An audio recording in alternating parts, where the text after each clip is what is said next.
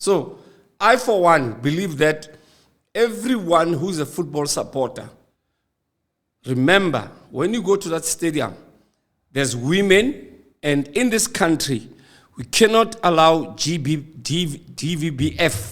to continue. We can't. Now we add the F at the end of the V for femicide. We cannot allow that. Because women now are back in football.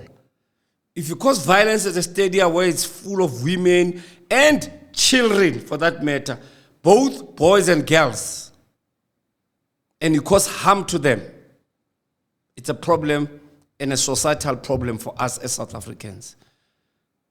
I'm asking you nicely, good people, football fans, football supporters, and everyone who sympathizes with football, let's leave this behavior. It's wrong, it's bad, it should not happen. Omni Sports. Break it down. Africa's premier sports destination.